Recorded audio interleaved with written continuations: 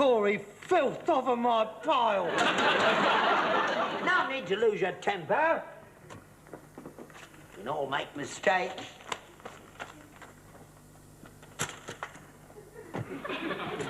You're just doing this to annoy me, aren't you? Doing what? All this election work. You've never done it before. Well, I'm doing it now. You know that I'm Labour Party secretary for this ward. You're trying to undermine my credibility with the electorate. No, I'm not. I think it's most important the Conservative Party should win this by-election, and I'm going to do everything I can to help them. You're a traitor. You're a traitor to the working class. I ain't bleeding working class. No, that's true. You're a ponce. Like the rest of your party, living on the fruits of my labour. You parasite. No, I'm not. I'm management. Well, all firms have managers and workers. The same with ours. You're the worker, I'm the management. You? Yeah, mate. Somebody's got to be in control. Ha! You couldn't control traffic in the Sahara Desert. That is why this country is in a mess what it is in today. And all this inefficient management. I mean, the Britain's boards is controlled by economic buffoons. They come straight up from Cambridge with a first-class honours degree in golfing and badminton and go straight onto the board of directors. It's disgraceful. They wouldn't be allowed to make the tea in Japan and Germany. They don't have tea breaks in Japan and Germany. The workers have to work out there. They've forgotten now here, that's the trouble. And that's Harold Wilson's fault. Fill them full of load of old cobblers about them all being equal. The world belongs to them. That's how it does. And one of these days he's going to realise it. They're going to rise up and house out their hands to their brothers across the sea and throw off their shackles and pull their shoulders back, hold their heads up high and take the whole bleeding lot over. Not in this country they aren't, mate. Do you know why? Because half of them is Tories. Every year more and more of the working class are voting Conservative. It's getting very worrying for people like me. I mean, the class of person voting Tory now has gone right down the drain. Don't seem right that scruff-off council estates are allowed to vote for gentlemen like Sir Alec. How you can sit there with your fundamental orifice hanging out of the back of your trousers and talk like that, I really don't know. I just don't understand people like you. You get right up my shonker, you do. I mean, sometimes I just want to give up. I mean, every time the Labour Party loses an election, I just want to give up. I mean, what is the point of keep on struggling? Yeah, you're a bad sport. Rotten loser. Dad, this isn't a game of cricket. Our future is at stake. Our future's never been brighter since Mr. Eads got in. Oh, God. If it wasn't so pathetic, I would laugh. Mr. Heath? Oh, dear, oh, dear. Captain Nemo playing his organ as his boat slowly sinks away. Oh, what's the point in arguing with you, anyway? You don't know nothing about politics. Who don't? You don't.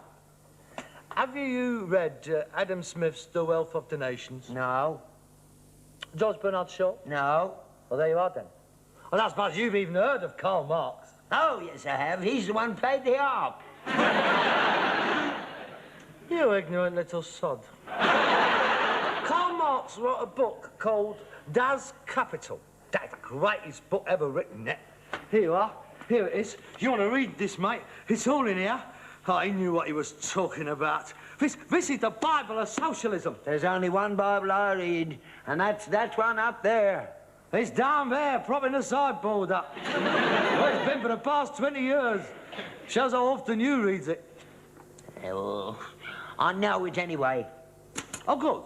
In that case, then, you will be fully aware that Jesus Christ was, in fact, a socialist. How dare you? How dare you blaspheme in this house? Of course he was a socialist. I mean, everything he did, everything he preached, his every action, he was a socialist. Don't make him a socialist just because he shared out his loaves and Lillian Gish with the 5,000. Lillian Gish? He did more than that. He slung the moneylenders right out of Temple. Of course he did, and no right to be in there anyway. Business should be conducted in buildings constructed for it. You wouldn't want to see a branch of Barclays Bank halfway up the nave of Canterbury Cathedral. It's not the point what he was making. It was a specific rejection of the capitalist ethic. Oh, what's the point of talking to you? I mean, you're like the rest of your party, you are. Political dinosaurs. Unable to evolve, therefore doomed to extinction. Yeah, we chewed the heads off you last June, though, didn't we? We troubled you right out of sight. We shall return, mate. This by-election will be a reaffirmation of faith in Harold Wilson and the principles of social democracy. And the decline, with my help, of the Labour Party fortunes is going to be stopped right here in Old Drum Lane, Shepherd's Bush West. We are on our way back, brother! Don't you call me brother, I'm your father. All men is brothers. Here you are, look at that. See, that's what I mean, look at that. Abdullah Singh, Mr. and Mrs. Abdullah Singh. Manda Heka, Goon Hassana. Bloody silly names. Not really. I mean, no, not to them. I mean, Albert Ladysmith Steptoe is just as outlandish over there. In fact, gets quite a few laughs over here. Well, I mean, look at it. Not one English name down our street. I don't know why they bother having by-elections round here at all. They ought just to appoint a high commissioner and have done with it. Oh, you'd love that, wouldn't you, eh? A gunboat anchored up the canal, chug, chug, chug, whoop, whoop, whoop, whoop, leading up the Goldhall Road on an elephant, dang, dang, dang, dang, dang, dang, dang, dang, dang, dang. Sit him on the town hall steps and let them all dance up and down in front of him with you banging on the drums. Boom, diddy, boom, diddy, boom, boom. You're on the Great White Queen up the road. You'd love that, wouldn't you? That's really you. You'd love a return to that. You've never really liked them, have you? Now, be honest. I get on all right with them. At least I know them all round here. Talk to them. You don't, you just talk about them. You never have anything to do with them. That's not true. I used to go out with that coloured bird. Oh, that was no hardship, was it? She was the best-looking bird you ever had. Yeah, you Liberals are all the same. Go out with a bird that looks like Lena Horne and you expect somebody to pat you on the back. You patronise them, you do. No, I don't patronise them. I love them like brothers. I'm always telling them not to worry, they're just as good as we are. Well, me, I don't quite put it like that. I mean, I say things like... What? Well, like, what a great man Gandhi was. And what a good cricket team they've got. And now I like curry. And it's not all that long ago that we were illiterate as well. What road's you on? Ours? Old Drum Lane? So am I. I don't know what you're bothering with Old Drum Lane for. You've got no chance there. Our canvass returns show 100% support for Labour, apart from you, of course. Well, that doesn't tally with our returns. Out of 48 householders in the street, 47.5 are going to vote Tory. You're the only commie around here. I'm not a commie. I'm a social democrat. Same thing. No, it isn't. We are fully prepared to tolerate an opposition party, as long as it doesn't include little fascist pigs like you. Honestly, I don't know who's done your returns, but he must be a right carrot, whoever he is. Old Drum Lane has been solid Labour ever since universal suffrage was torn from a reluctant Tory administration. When did you do it? Yesterday. So did we. What time? 2 o'clock. Ah, we did ours at 2:15. Are you suggesting that there was a 100% swing against us by the time I got to the bottom of the road? Precisely. That's what comes of telling them what a good cricket team they got. You got right up their nose. And you, I suppose, offered them all odd jobs on the buses, with which you was acclaimed with gongs and fireworks the length of Old Drum Lane. Yeah, you wait till polling day. You'll see. You'll be as sick as Harold Wilson was when the furniture van pulled up. I'm sorry, but I've got too much faith in the good sense of the British proletariat. Mears Cottage, Old Drum Lane, East. One for you. And one for you. I warn you, Father, this is a marginal seat and the eyes of Great Britain will be upon it. And I will stop at nothing to see that the Labour Party regains at least one seat that it lost through an act of midsummer madness on the part of the electorate. Cobblers! That, I take it, is a quote from your candidate's election address. Now, you'll forgive me, having run out of envelopes, I will go and deliver the good word to the people of Shepherd's Bush West. As your son and one who is interested in your health and strength, I'm sorely tempted to deliver your election communications for you.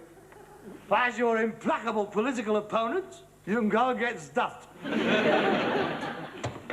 Farewell.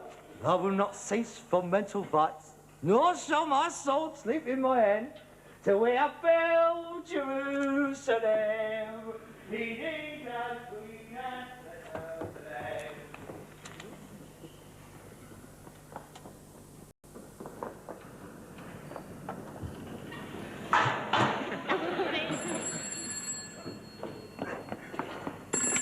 Hello? Steptoe, son? Best prices paid for old rags, woolen, scrap metal, brass, lead, zinc, copper and tin. Houses cleared, no pianos, no building tables. What? Who? The Conservative Party committee rooms. Oh, good afternoon, sir. Yeah, speaking. Oh, you'll be very welcome, sir. Yeah, I'll be in all day. Yeah, I'm looking forward to seeing you, sir. The election addresses? Oh, they've all been done, sir.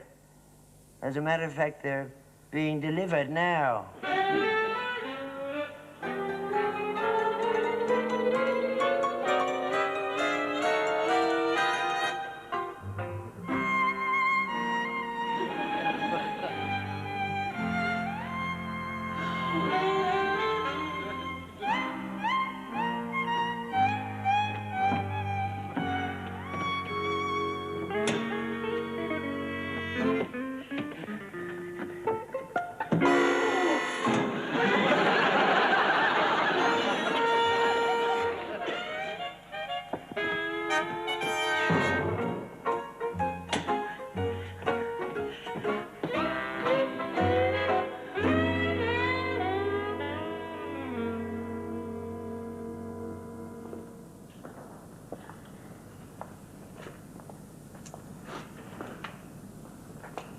What do you think?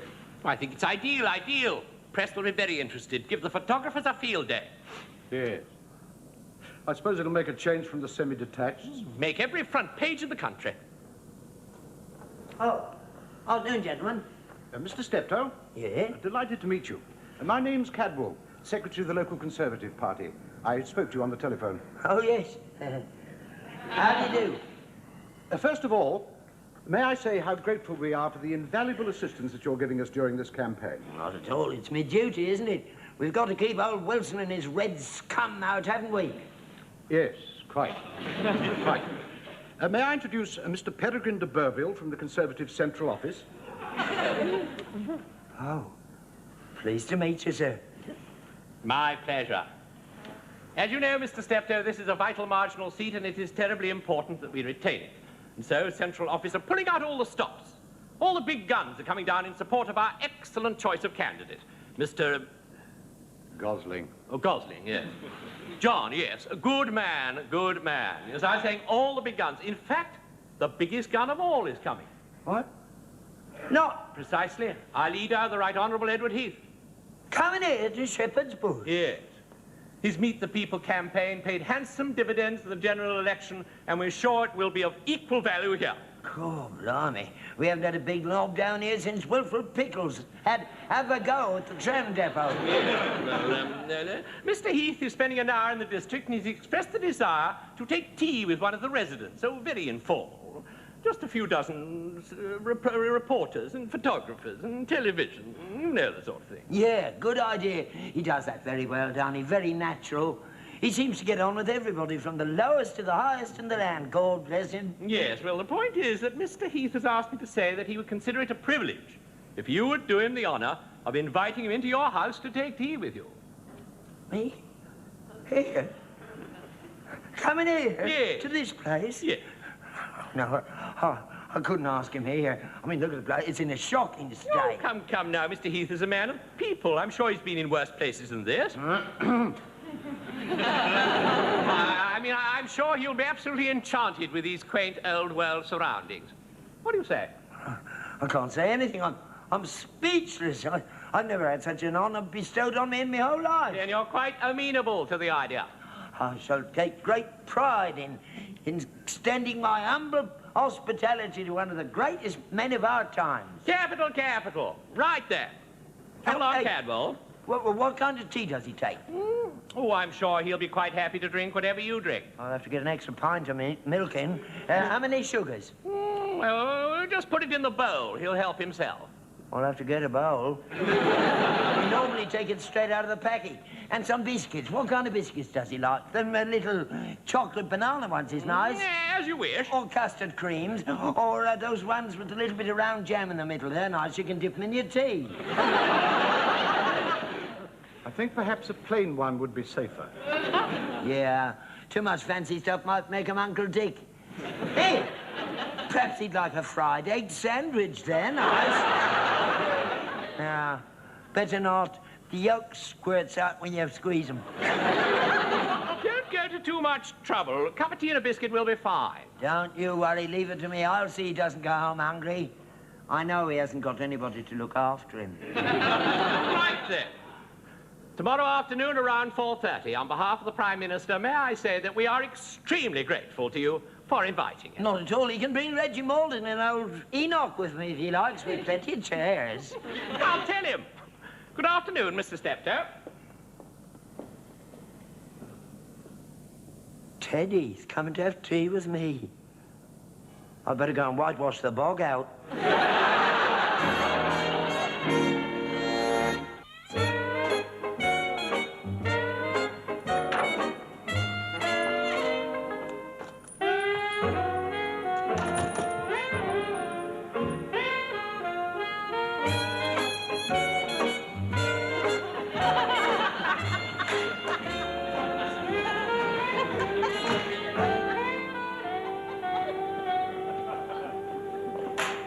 What's going on here? Mind that door, the paint's wet.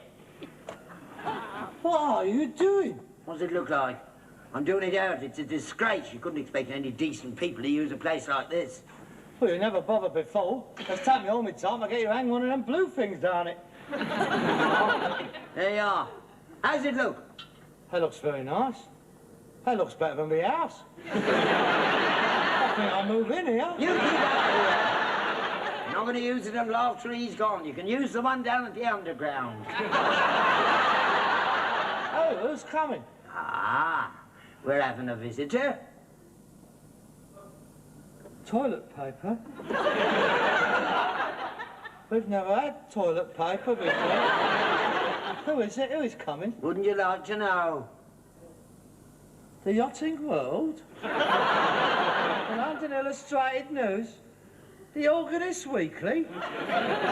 Who is it? Who's coming? Harold, we've been picked out. We've been honoured. I'll stop messing about. Who is it? I'll give you 3 guesses. The bank manager? No. The vicar? No. Rockwell Wells? I'll give up. Who is it? Teddy.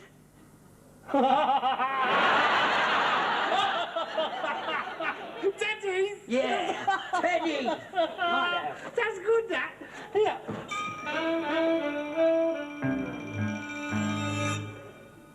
Teddy's?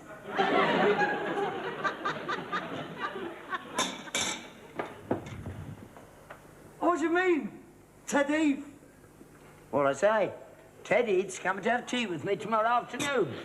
What? Our Teddy? Our Ted Heath, not your Ted Heath. Mr. Heath is coming here. Yeah, it's part of the election campaign. He's picked us out. Isn't he wonderful?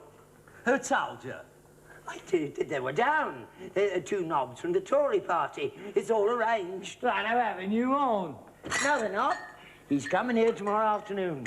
I've ordered a pint of gold top, a packet of water biscuits, and a jam sandwich, right? Ted Heath is coming here to have tea with you. Yeah, he's touring the district. Yes. I expect he wants to discuss the world situation with you. Yeah, but perhaps he wants you in his cabinet. They could do a lot worse, but God, he often has done. Oh, what a squalid tactical manoeuvre this is. Ted Heath coming to a junkyard. There's as much chance of that as Ian Paisley and the Pope going on an equaniminical booze-up. Please yourself. There's the bloke's card. Conservative Party Central Office. It's all laid on. 4:30 tomorrow afternoon. No, not here. He can't come here. He can't have tea here. Not in the official residence of the ward secretary of the Labour Party. We would lose all credibility. No, I'm sorry, he's not coming. He is. Nothing to do with you. It's my house. He is not coming here. He is. He isn't! He is. He is. He isn't! He is. He isn't! He is. Oh, you see that? He's not coming here! I will not have that man in this house! He may have wormed his way into Harold's house, but he is not coming into this house. I'm not sitting here all afternoon with those two great rows of tombstones flashing at me. We don't want to see you anyway. It's me he's coming to chat with. You can clear off out of it. Is that your last word? Yes, it is. And there's nothing you can do about it. This is a private meeting between me and my leader. Father, I must ask you once more to consider my position in this matter. I beg of you to cancel this ill-timed confrontation. Get knotted. Very well. But I warn you, I will not take this deliberate slight and let it go unchallenged. I will not lie down before this act of naked aggression. I reserve the right to act as I think fit. What are you going to do? That is a matter between me and my conscience. You have been warned. On your own head be it. I'm going up to my room. I'm going to finish my article for the Clarion, attacking Mr. Heath personally for his ambivalent and negative attitude to the Concord cocker. I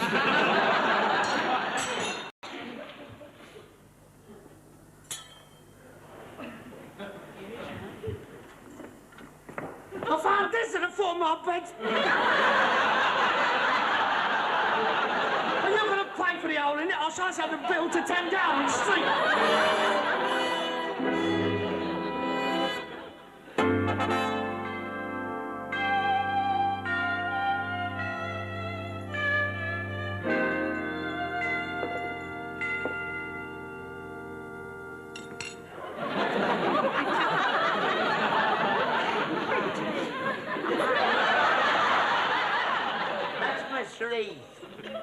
I thought you was going out. I've decided to change my tactics. I've decided to stay here throughout the entire audience, if it lasts very long, which I doubt. What do you mean? Well, there won't be any photographs in the papers. Well, not of him anyway. What are you talking about? What are you going to do? I'm going to wait until the photographers is assembled. In bed, it's up with the dressing gown. Mr. Heath is about to see his first full frontal nude. You wouldn't do it, Harold. Wouldn't I? I intend to sit here throughout the entire visit, stark naked. Dolly Clackett will be arriving shortly, and she will also be suitably unclothed. And for your entertainment, we shall be dancing the pas de deux from the second act of Old Calcutta. You'll be arrested by the security men. You'll be detained pending medical report. Not at all. It is the God-given right of every Englishman to lounge about his home stark naked if he so desires. 4:30. I think the best thing you can do is to run along outside and stop him coming in, don't you? Don't bother. I'll go.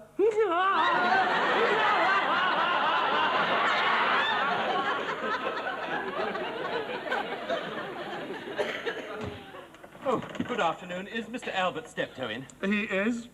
Peregrine de Burville, Conservative Party Central Office. Oh, I'm in a great hurry, so I won't detain you. Would you please tell Mr. Steptoe, unfortunately, there's been a change of plans. The Prime Minister won't be able to visit him this afternoon. Oh, he's in the area, but he's so far behind schedule, it'll be quite impossible for him to come here. I've never seen so many crowds. It's absolutely horrendous. Please convey my apologies to Mr. Steptoe and thank him for all his efforts. Good afternoon. Just a minute. I mean, you do appreciate that he has been put to a lot of trouble, a lot of hard work. I mean, there's the decorating, my carpet.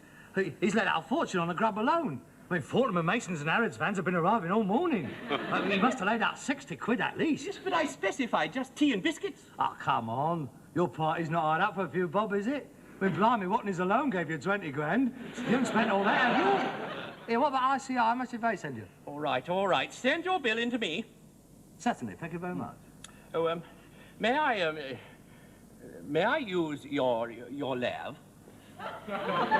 Beg pardon? Toilet. Oh, the water closet.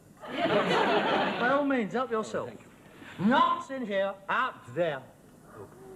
I'm afraid the affluent society hasn't caught up with our part of the world yet. Oh, Oh, thank you. not at all.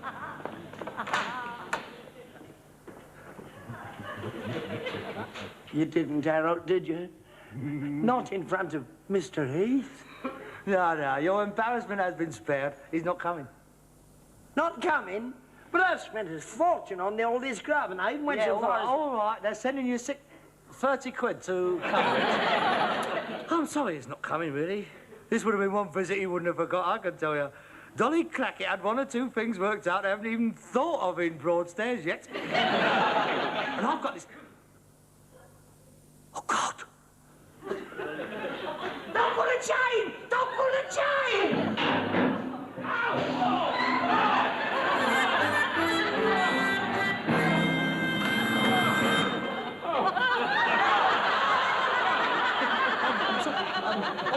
I'm sorry, it wasn't meant for you. It was meant for Mr. Heath. Well, not for Mr. Heath. It was for a fact.